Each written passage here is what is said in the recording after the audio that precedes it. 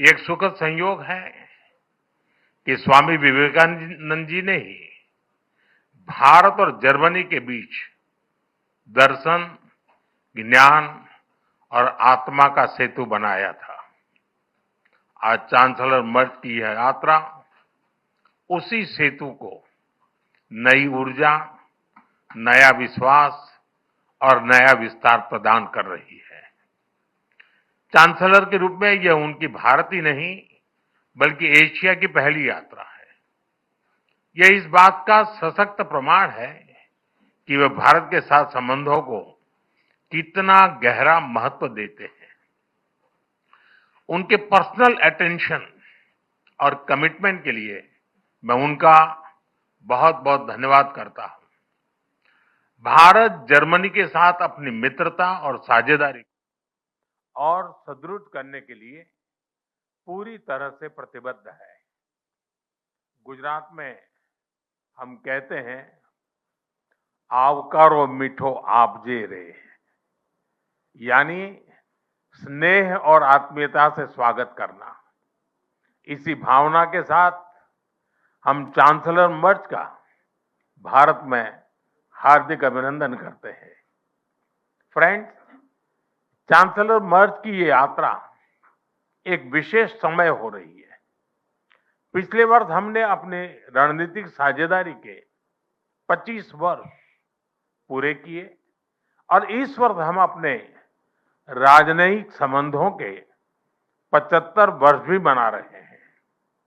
ये माइलस्टोन्स केवल समय की उपलब्धियां नहीं है, ये हमारी साझा महत्वाकांक्षाओं, परस्पर विश्वास और निरंतर सशक्त होते सहयोग के प्रतीक है।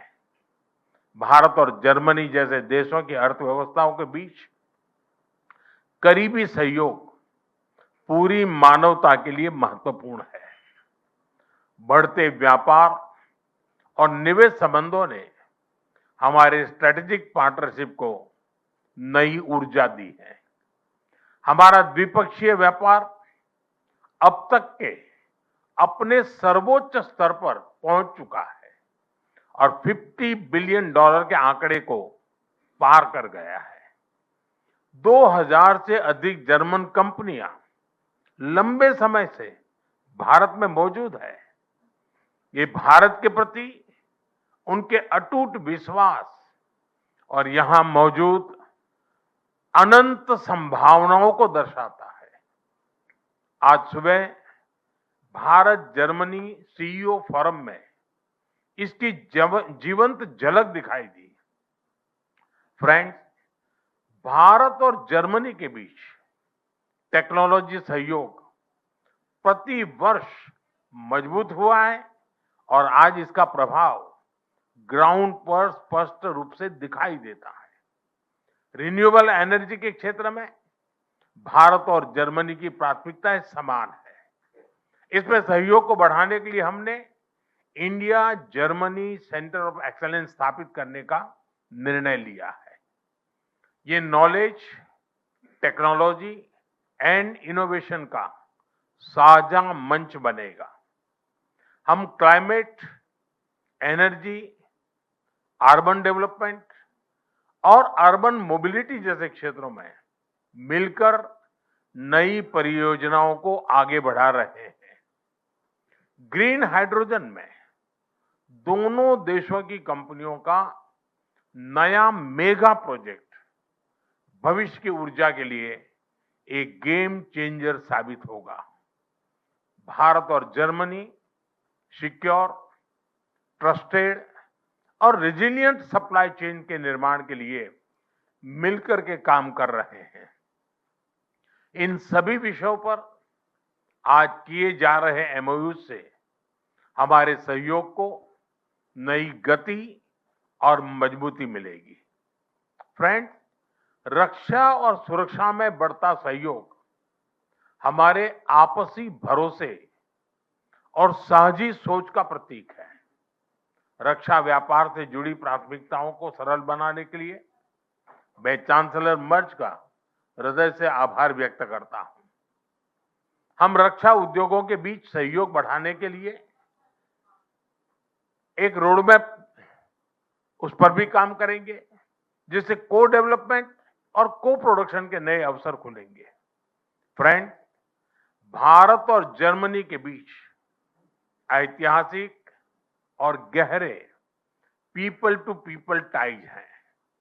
रविंद्रनाथ टैगोर की रचनाओं ने जर्मनी के बौद्धिक जगत को नई दृष्टि दी।